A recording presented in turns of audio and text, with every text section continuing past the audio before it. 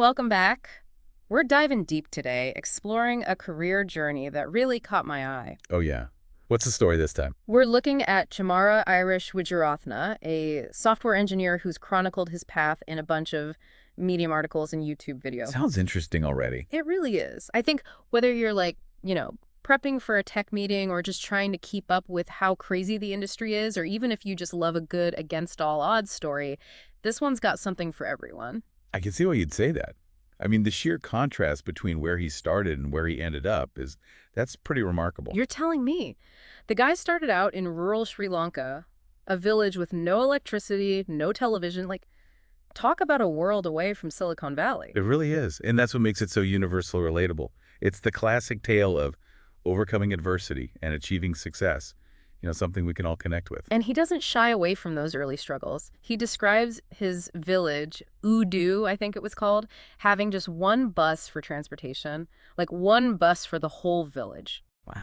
And limited access to basic amenities. He even talks about walking to school, first by himself and then with his younger sister when she was old enough. Makes you appreciate all those little conveniences we take for granted, doesn't it? Absolutely.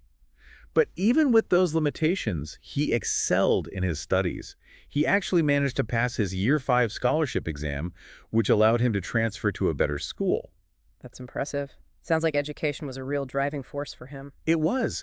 But then there's this turning point in his story. He doesn't score high enough to get into a government university. That's got to be a huge setback, especially after all that hard work. It was. But instead of letting it derail him, he used it as fuel, like motivation to find another way. So this is where the computer science journey begins. Yeah, but here's the kicker. Imagine never having touched a computer in your life, and then suddenly you're thrown headfirst into the world of programming. Talk about a steep learning curve. I can only imagine the limited guidance and resources available to him at the time. Right, he had to figure it out largely on his own. Plus, studying abroad wasn't an option financially, so he ended up enrolling in NIT, a local institute, to get a diploma in IT. It's a testament to his determination, isn't it? Carving his own path despite those obstacles. And fast forward to today, Chamara is a senior software engineer in the UK. Talk about a journey. It really makes you think about how far you can go with passion and persistence. It's incredible, and it speaks to the globalization of the tech industry. We're seeing this trend of talented individuals from all corners of the world breaking into the scene and making their mark. And it's not just about geographical boundaries. His career took him to Singapore, which presented a whole different set of challenges and opportunities. Oh, absolutely. Working in different cultural contexts can be a real eye-opener, especially in a field like tech where things move so fast. So what were some of the highlights of his time in Singapore? Well, he specifically talks about grappling with their super strict data privacy policies. Like in one instance, he had to move an entire system from online to on-premise because of data security concerns. That's a huge undertaking. Basically, shifting everything from cloud-based servers back to in-house infrastructure. You don't just do that on a whim. Definitely not. It shows how these cultural and regulatory differences can have a major impact on tech decisions. He had to be adaptable, rethink his approach to meet those specific requirements. Makes you realize that being a successful software engineer today means being so much more than just a coder. It's about understanding the context, the culture, the nuances of the environment you're working in. Totally. And he actually shares some great advice for aspiring engineers in his Medium article. He's like, never stop learning, which, I mean, duh, right? But it's easy to get complacent, especially when you're already working in the field. So true. The tech world is constantly changing. What's cutting edge today might be obsolete tomorrow. Continuous learning is not optional, it's a necessity. He also talks about understanding the business domain. It's not enough to just write code. You got to grasp the context, the why behind what you're building. It's about seeing the bigger picture, how the technology you're creating fits into the overall business goals. It makes you a more valuable asset to any team. And communication, he's like huge on communication. Whether you're dealing with clients, teammates, or even just users, being able to communicate clearly and effectively is key. Oh, absolutely. I can't tell you how many projects I've seen go sideways because of poor communication. It's like the foundation of any successful collaboration. And then he talks about this idea of embracing failure, which, we're often conditioned to avoid failure at all costs, but he sees it as a learning opportunity. That's a really important point. In tech, you're constantly experimenting, pushing boundaries, and sometimes things just don't work out. It's how you learn and grow from those setbacks that really matters. He uses his own experience with his A-level scores as an example. He didn't let that initial disappointment define him. He used it as fuel to find another path. And look where he ended up. It's a reminder that resilience is key, especially in a field as dynamic and challenging as tech. You have to be able to pick yourself up, dust yourself off, and keep moving forward. And lastly, he talks about building relationships. Mentors, colleagues, clients. He stresses how these connections can shape your entire career trajectory. It's the human element, right? We often think of tech as this purely technical field, but it's the people, the connections, the networks that can open doors and create opportunities. Totally. So those are some of the highlights from Chamar's early journey. It's amazing to see how these experiences shaped his work ethic and set the stage for his later success. Now, I'm really curious to hear more about those early struggles, how he managed to gain that crucial experience with VB6, SQL, and all that good stuff with limited resources. Oh, it's fascinating. We'll definitely delve into that in our next segment. Stay tuned, because it's a real testament to his ingenuity and resourcefulness. So we left off talking about Chamara's move to Singapore and how it wasn't just about the tech, it was about adjusting to a whole new cultural landscape. Yeah, that can be a real challenge. It's interesting how he contrasts his experiences working in Sri Lanka and South Africa and Canada with what he encountered in Singapore. Like each place had its own vibe, right? Its own way of doing things, communicating, all that. Oh, absolutely. Mm. Cultural norms play a huge role in shaping workplace dynamics.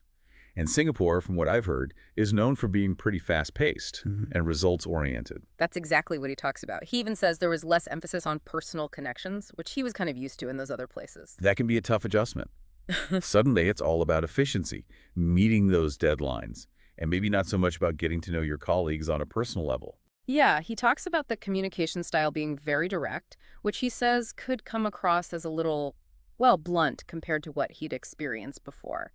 I can see how that could be jarring, especially if you're coming from a culture where relationships are really prioritized in the workplace. It makes you think about how we, as individuals working in these increasingly global teams, how we can navigate those differences without causing misunderstandings. It's a skill we all need to develop, that cultural sensitivity. Being aware that what's considered appropriate in one culture might be totally different in another. And being willing to adapt, right? To adjust your communication style, to ask clarifying questions, to really make sure everyone's on the same page. That's key. Active listening is so important in those situations. It's not just about getting your point across. It's about understanding where the other person is coming from. He also talks about, even in that fast-paced environment, even in Singapore, he still managed to find common ground and build relationships. That's encouraging to hear. It shows that those human connections can still thrive, even in the most demanding work cultures. It's just a matter of, I guess, being intentional about it. Like seeking out those opportunities to connect with colleagues, even if it's just for a quick chat over coffee or something. Those little moments can make a big difference, especially when you're feeling a bit overwhelmed or out of place. It's a reminder that we're all human. We all have things in common, even if our backgrounds and work styles are totally different. Totally. But even with those connections, it sounds like the Singapore experience, it took a toll on him, especially when it came to work-life balance. Yeah, he's pretty candid about that. He describes it as a pressure cooker environment with long hours, weekend deployments, and just this constant pressure to deliver. He even uses the term rat race, which really paints a picture, right? That feeling of being stuck on this treadmill that never stops. It's a cautionary tale, I think, about the potential downsides of a high-pressure work culture. Even in a place like Singapore, a tech hub with tons of opportunity, you still have to prioritize your well-being. It's about setting boundaries, making sure you don't burn out, and recognizing that there's more to life than just work, even if you love what you do. And that's ultimately what led him to move to the UK, right? Seeking a more sustainable work-life balance. Exactly. It's a pretty bold move, to leave a potentially lucrative position in search of something better. But it shows how much he values his own well-being, his own quality of life. It's a reminder that we have choices. We can advocate for ourselves for what we need to thrive, even if it means making big changes. So his experience in Singapore, while challenging, it was also a huge learning experience. He learned about cultural adaptation, building relationships in a tough environment, and most importantly, the importance of taking care of himself. It's about recognizing those limits, knowing when to make a change, and having the courage to pursue a path that's truly fulfilling, both professionally and personally. So we followed his journey from that rural village to the global tech stage, and we've seen how he navigated those challenges in Singapore. But there's still this bigger picture to consider, right? How technology and globalization are reshaping the world of work. That's the big question. And Tamara's story provides a fascinating lens through which to explore those broader implications. We'll dive into that after a quick break. All right, so we've been following Chamar's journey pretty closely, and it's time to kind of zoom out a little bit, Look at the bigger picture. Yeah, his story isn't just about one person's success. It really reflects these huge shifts that are happening all around us, in tech and beyond, driven by things like globalization and how quickly technology is changing. Exactly. It's mind-blowing to think about it. He went from a village in Sri Lanka with no electricity to like a senior software engineer in the UK. It just shows how interconnected the world has become, Oh. Talent can literally come from anywhere, and those opportunities can pop up in the most unexpected places. And technology obviously has been the driving force behind that. It's like it's broken down all those geographical barriers and created these entirely new industries. Oh, for sure. Yeah. But it's also changed the nature of work itself. Yeah. We have to be constantly adapting, learning new skills just to keep up. Like, think about those early days when Chamara was working with VB6 and SQL. Those are the hot skills back then. But the tech landscape has changed so much since then. What was cutting edge then might be considered ancient history now. Right. And he had to keep evolving, learning new programming languages, frameworks, all that just to stay relevant. It really highlights that need for continuous learning that we've been talking about. And that's a theme that goes way beyond just tech. It doesn't matter what you do, the pace of change is accelerating, and we all need to be lifelong learners if we want to thrive. So it's like, how do we even prepare ourselves for this future of work where you have to be adaptable and constantly learning new things? Well, I think Shamar's advice offers some great starting points. He talks about that never stop learning, right? And then understanding the business domain you're working in, not just the code. And being able to communicate effectively, obviously. He's a big believer in that. Oh yeah, communication is everything. And then he talks about this idea of embracing failure, which can be tough, but it's so important. Especially in tech, where you're kind of expected to experiment and push boundaries, things aren't always going to work out perfectly. It's how you handle those setbacks, what you learn from them, that really makes a difference. And of course, building those relationships, those connections with mentors, colleagues, even clients. He's a big believer in the power of networking. It's not just about what you know, it's about who you know and who knows you. And it's not just about climbing the ladder either.